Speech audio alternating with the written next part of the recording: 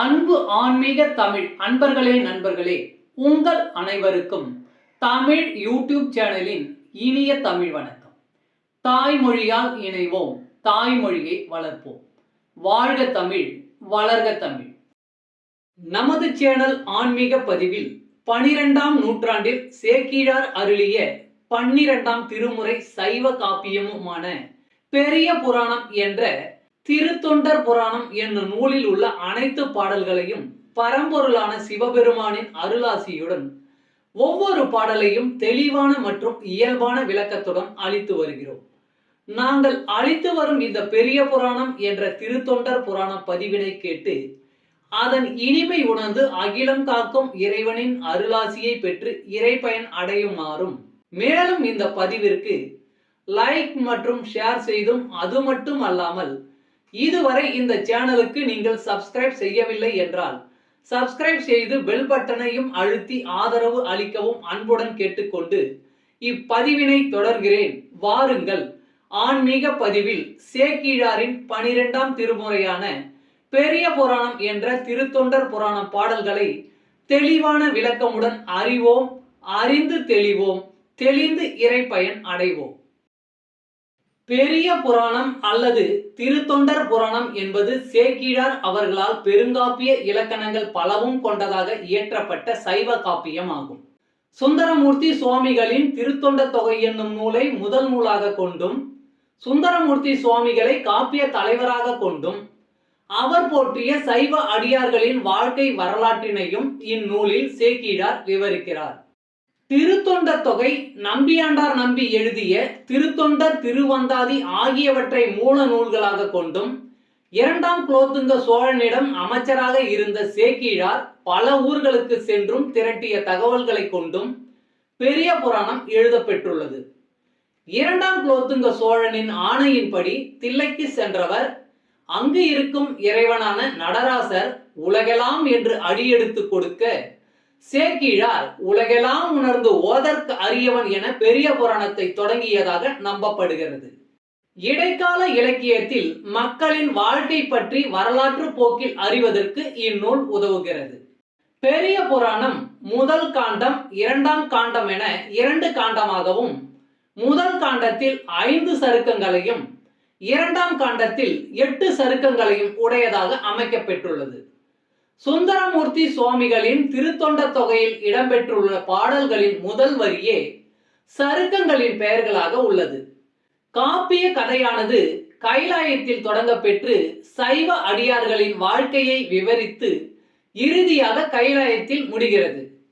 முதற்காண்டத்தில் திருமலை சருக்கம், தில்லைவாழ் அந்தணர் சருக்கம், இலைமலிந்த சருக்கம், மும்மையால் உலகாண்ட சருக்கம், திருநின்ற சருக்கம் என்ற 5 சருக்கங்களும், 2ஆம் காண்டத்தில் வம்பரா வரிகண்டு சருக்கம், வார்கொண்ட வனமுலையால் சருக்கம், பொய்யடிமை இல்லாத புலவர் சருக்கம், கரைக்கண்டன் சருக்கம், கடல் சூழ்ந்த சருக்கம், பத்தராய் பணிவார் சருக்கம், மன்னிய சீர் சருக்கம், வெள்ளானை சருக்கம் என்னும் 8 சருக்கங்களும் அமைந்துள்ளன. இந்த 13 சருக்கங்களிலும் உள்ள மொத்தம் 4286 பாடல்களையும் ஒவ்வொரு பதிவிலும் ஒவ்வொரு பாடலாக தெளிவான மற்றும் இயல்பான விளக்கமுடன் கேட்டு இறைப்பயனை அடைய உள்ளோம். பெரிய புராணம் 24. திருமலை சிறப்பு. திருமலை சிறப்பு கைலாயம். ஆளாள சுந்தரன் வருகை.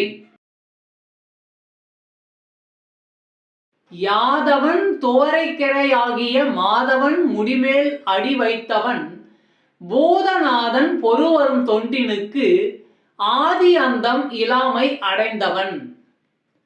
யாதவன் துவரைக்கிரையாகிய மாதவன் முடிமேல் அடி வைத்தவன் பூதநாதன் பொருவரும் தொண்டினுக்கு ஆதி அந்தம் இலாமை அடைந்தவன். பாடலின் பொருள்: ஆயர் குலத்தவனும் துவாரகை அரசனும் ஆகிய திருமாலின் முடிமேல் அடி வைத்த சிவன் தொண்டினுக்கு ஆதி அந்தம் இல்லாதவன். தமிழ் அன்பர்களே நண்பர்களே, இன்றைய ஆன்மீக பதிவில் சேக்கிழார் அருளிய சைவ காப்பியமான பெரிய புராணம் என்ற திருத்தொண்டர் புராணம் என்னும் நூலில் உள்ள பாடலை தெளிவான விளக்கமுடன் உங்களுக்காக அளித்ததில் நான் மிகவும் பெருமை கொள்கிறேன்.